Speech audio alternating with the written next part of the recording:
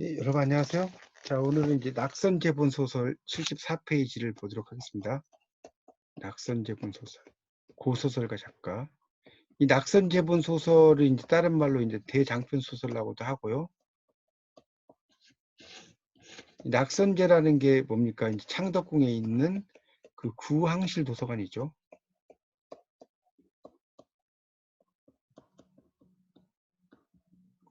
자, 이거는 이제 다른 말로 가문 소설이라고도 이야기를 하고요. 자, 또는 이제 이걸 장편 대하 소설이라고 합니다. 같은 말이 된다라고 볼 수가 있겠습니다. 지금은 이제 그 창덕궁에 있는 낙선제가 이제 책이 다른 곳으로 옮겨졌지만 예전에는 이곳이 이제 황실 도서관이었다는 겁니다. 그래서 이제 그 상당히 많은 책들이 이곳에 있었다는 거죠. 자, 그 밑에 이제 1번의 도가적 세계관. 이게 바로 이제 현실적인 그 욕망을 초월한다는 거죠. 그래서 이 남자 그 주인공이 그런 천명에 의해서 입신양명하는 이야기라고 볼 수가 있겠고요. 이제 이곳에서 이제 일종의 이제 뭡니까? 그 성속의 갈등 이런 이야기가 많이 등장을 하죠. 그러니까 성이냐 아니면 속이냐. 예, 성은 이제 약간 신선이라든가 이런 개념이죠. 이거는 이제 일반인이라는 개념이 되겠죠. 그런 거를 볼 수가 있는 거죠. 그래서 이제 거기 그 유교적 청운이란 말 나오잖아요. 거기 청운. 이거는 이제 출세와 관련된 거죠. 푸른 구름이니까. 이거의 반대말이 배군입니다. 흰 구름. 이거는 이제 출세를 멀리하고 은둔하는 게 배군이 되겠죠. 자, 천수석의 경우는 작품의 순서는 여러분 읽어보시도록 하고요. 77쪽에 보면 이런 천수석의 이제 구절을 볼 때 그 33번 밑에입니다. 인간의 존재가 택해야 될 삶의 길, 삶의 양상에서 부딪히는, 자, 여기도 또 나오죠. 성과 속의 갈등을 이야기하고 있다. 설명을 하고 있습니다. 자, 그리고 이제 밑에서 둘째 줄에 보면 위보영은 어려서부터 무력이나 공명이라는 뜻이 없다. 이 공명이라는 것은 이제 출세와 관련된 욕망이라고 보시면 되겠습니다. 출세욕이라고 볼 수 있겠죠. 뜻이 없고 고답적인 은둔 생활을 흠모하는 천품이다. 자, 넘어가서 그래서 이제 78쪽에 보면 첫 번째 단락에 밑에 보면 이 인용 대목은 위보영이 어려서부터 지게가 청고한 은둔처사인 외숙 2처사 문화에 수학하다가 약관, 그러니까 20살이죠. 20살이 돼서 귀가해서 공명을 이루고 세상을 구하라는 거죠. 그런 권유를 받고 이제 상상고절, 높은 절개를 본받아서 이제 도를 이룬다는 것이 나옵니다. 그래서 그 두 번째 인용문 밑에 보면 스승은 보영이 상상고절 효칙하여, 효칙이란 건 이제 본따서라는 뜻이 본따서. 진세는 뭐예요? 속세. 이 속세와의 이제 소견을 끊고 산사의 그런 그 뭡니까? 굴 같은 거죠. 아멸이니까. 거기서 고독한 구도, 도를 닦는 거죠. 구도라는 것은. 자, 이런 길을 이제 정진하려는 비원을 품고 있다. 라는 사실을 모르는 바가 아니다. 뭐 이런 식으로 쭉 이야기합니다. 근데 이제 어쩔 수 없이 속세로 이제 복귀시킨다는 거예요. 그런 이야기를 설명하고 있습니다. 그래서 이제 그 78쪽의 마지막 단락에 보면 유의할 점은 작가가 위보영의 실현을 통해서 현실적이고 세속적인 세계의 적나라한 추악상을 그려서 보여주는데 심혈을 기울였다는 사실과 함께 26, 27에서 볼 수 있는 바와 같이 위보영의 죽음을 화산 선계로의 복귀로 아름답게 표현한다는 거죠. 그래서 이 작품의 미학적 기저, 바탕을 도가적 초월주의에서 구할 수 있는 까닭이 여기 있다라고 나옵니다. 그 도가적인 초월주의, 선계로 이제 올라가는 이야기고요. 79쪽에 가면 이제 우화등선이라고 세 번째 줄 나오죠. 그러니까 어깨에 깃이 달려서 신선이 돼서 하늘로 올라간다는 거죠. 우화등선이라는 것은. 자, 이런 것을 이야기를 하고 있습니다. 그런 내용이 쭉 설명이 되고 있죠. 그래서 이제 28에서 33회에 걸쳐서 그의 아들 세대인 위사원을 중심으로 이야기가 열려요. 그러니까 이게 가문 소설이니까 그런 내용이 있겠죠. 자, 영희록 같은 경우도 이제 79쪽에 2번에 나오죠. 그 3권 3책으로 되어 있고 가장 짧은 책 중에 하나다. 그래서 이제 영이라는 게 좀 신이 영험하다 이런 의미를 갖고 있거든요. 그런 신이와 영험의 비경을 보여주면서 천상적 하늘의 그러니까 이게 천상적이라는 게 성이죠. 성 속에서 본다면 오묘한 이치를 이야기하고 있다. 그래서 이제 쭉 이야기의 내용은 여러분이 한번 읽어보시고요. 80페이지입니다. 그래서 이상이 영희록의 이제 그 요지인데 흥미로운 것은 주인공 성기가 용모가 아주 못생겼다는 거죠. 8살이 되도록 말도 못해요. 일어서지도 못하는 병신으로 태어나서 세인들로부터 수모와 고통을 받다가 세속의 소속 집단을 벗어나서 성소 공간, 이게 이제 신성한 공간이라는 뜻이에요. 성소. 80페이지의 밑에서 5째 줄이죠. 영어는 쉬라인이라고 이야기합니다. 거기에 10과에서 이제 그 천서 3권으로 수확을 해서 이제 비범한 두가적 영웅으로 변신하는 이야기다. 그래서 이제 이런 게 금방울전, 금송아지전, 박시전에서 보듯이 변신 모티프라는 거죠. 그러니까 금방울이 사람으로 변하죠. 금송아지 사람으로 변하죠. 박씨는 여자 사람이지만 이제 원래 추녀로 나왔다가 나중에 이제 아주 미녀로 바뀌는 그런 내용이 나오죠. 자, 81쪽입니다. 그래서 이제 이 작품에서 거기 이제 4째 줄입니다. 주인공 성기가 겪는 시련은 크게 3가지다. 그래서 5에서 8처럼 바보 사위에 대한 처가 건속. 그러니까 이 건속이라는 것은 핍박이라고 보시면 됩니다. 그런 이제 학대에서 비롯되는 시련. 그 다음에 유사한 가짜 도사인 장천사와 신통력 쟁투. 쟁투는 투쟁이라고 보시면 될 것 같고요. 자, 마지막에서는 황실에 몰래 침입해서 황제를 빈사지경, 그러니까 거의 죽음에 이르게 하는 엄룡과의 쟁투 태치답니다. 이렇게 설명을 하고 있습니다. 그렇게 정리를 하시면 되겠습니다. 그래서 이제 그 3번째 단락에 보면 81쪽의 첫 번째 시련, 즉 바보 사위 학대담은 온달 전승 이래로 눈에 띄는 민담 유형이다. 그러니까 온달이 이제 그런 이야기 아니겠습니까?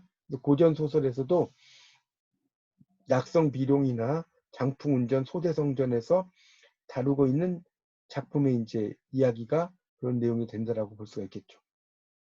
두 번째 시련은 고구려 영유왕 시절에 유입된 오두미도를 몸체로 삼고 있다는 사실을 알게 해준다. 천사로서의 기득권을 확보하고 있는 장천사와의 신통력 쟁투를 통해서 이제 우위를 입증하는 그런 이야기라는 겁니다. 세 번째는 81쪽의 마지막 단락이죠. 그 황실에 잠복해서 위급지경으로 몰라놓고 있는 장천사의 신통력으로 미동도 하지 않는 별개의 인물, 다른 세계에서 온 그 기이한 물건이라는 거죠. 엄룡과의 대결, 이런 것이 등장을 하고 있다는 겁니다.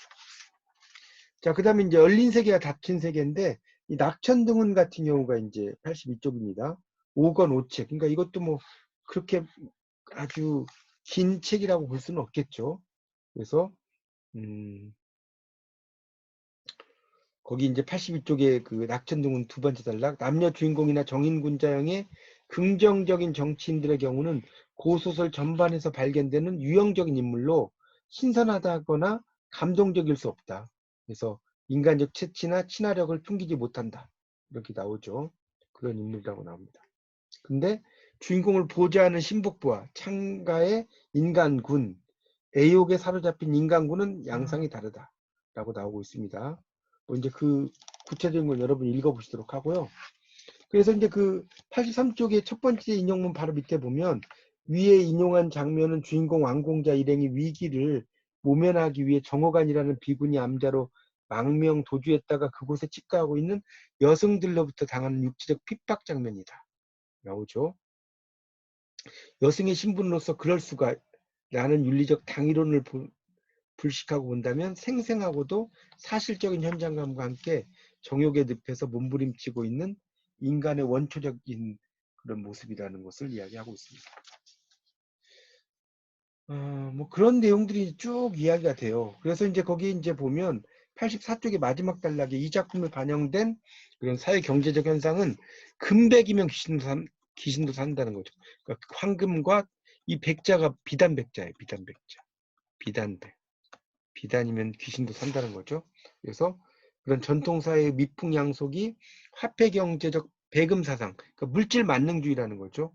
그래서 이런 것으로 오염되어 버린 시대 양상을 불만스러운 시선으로 바라보고 있다라고 이야기할 수 있겠습니다. 자, 그런 내용이 되겠고요. 자, 그 다음에 이제 그 86쪽으로 가보면, 그래서 이제 이런 토속적인로 시작되는 거 있죠. 토속적인 미풍양속도 믿지 못하게 된 세상이죠. 그래서 금백이면 귀신도 사는 세상, 이거는 공동사회에서 이익사회로 간다는 거죠. 그러니까 공동사회라는 것은 일종의 뭡니까? 성의 세계죠. 공동사회는.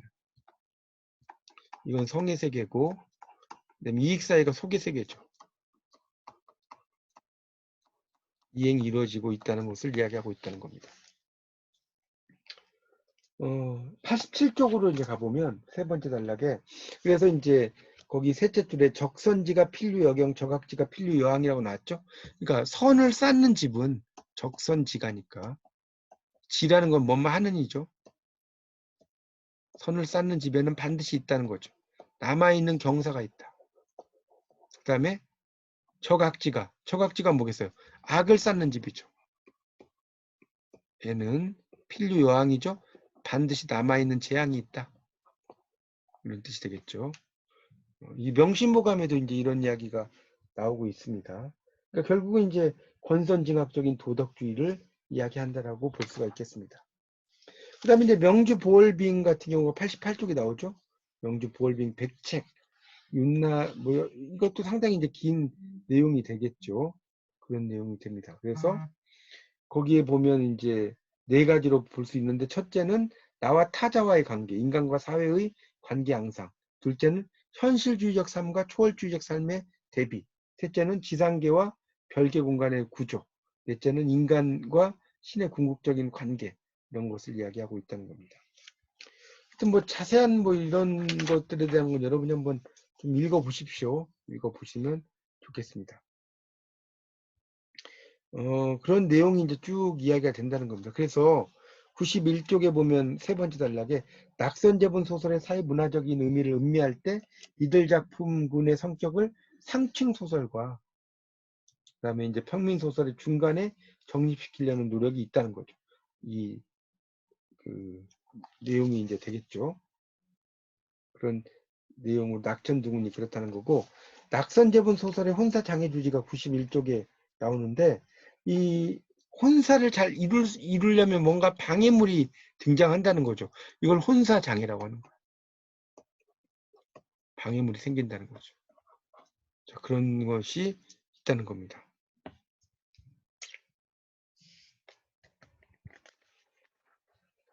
뭐 그런 내용이 이제 쭉 나오고 있죠. 92쪽에 보면 이제 그 두 번째 단락이 요약해서 분리, 실현, 입공. 입공이란 건 공을 세우는 거죠. 공을 세우는 거. 그리고 귀환하는 거죠. 구조의 그런 원형성이라는 거죠. 그러니까 밝음과 어둠, 죽음과 재생의 순환을 통해서 이제 자기 성취를 한다. 이런 이야기를 설명을 하고 있습니다. 자, 그 다음에 이제 혼사 장애물의 형태적 특징이 이제 나오는데, 우리가 그 94쪽이죠. 혼사 장애 유형은 보통 이제 첫 번째 기본형이 있고요. 그 다음 발전형이 있고요. 그 다음에 복합형이 있어요.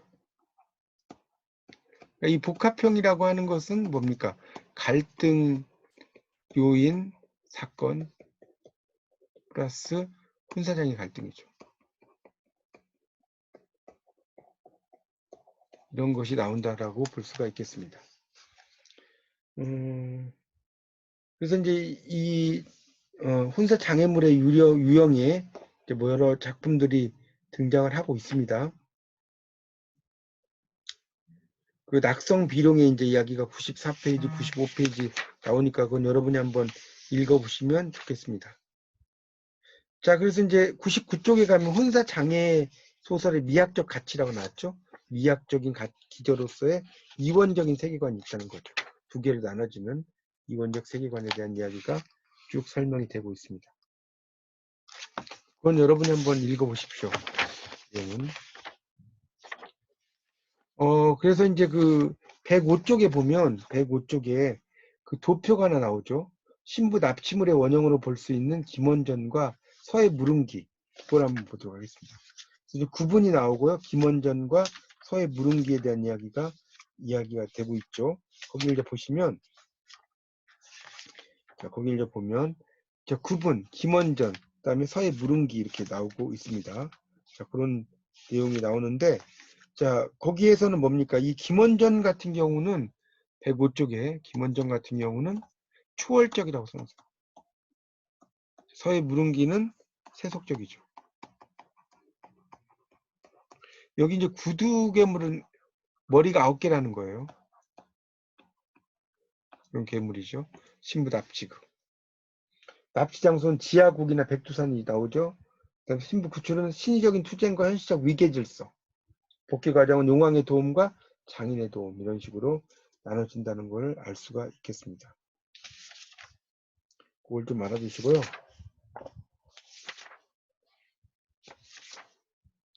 그 다음에 이제 대장편 소설의 존재 양상과 의의가 110페이지에 보시면 1대, 2대, 3대 뭐 이런 게 나오는 게 있을 거예요. 110페이지. 1대. 그래서 이제 1대, 2대, 3대가 이제 쭉 있는데 보통 한 남자가 3명의 여자와 이제 결혼을 맺는 경우가 많죠. 보면. 그런데 이제 여기 보면 특히 이제 그 두 번째 부인이 가장 착해요. 세 부인 중에 보면.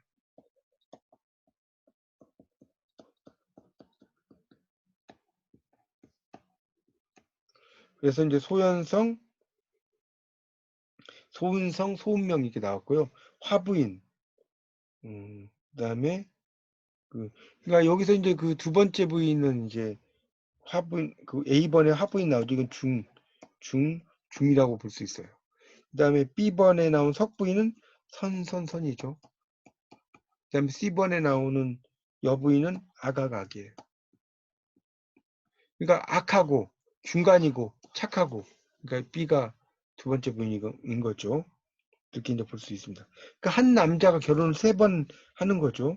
이렇게 볼 수가 있겠고, 근데 이제 이 화부인과 그는 자연스러운 혼인이죠. 그러니까 이걸 좀 설명을 좀 하면, 화부인과는 자연스러운 혼인이지만, 그러나 불만스럽다는 거예요. 불만스러워. 자, 그 다음에 이제 석부인과는 만족할 만한 혼인이죠.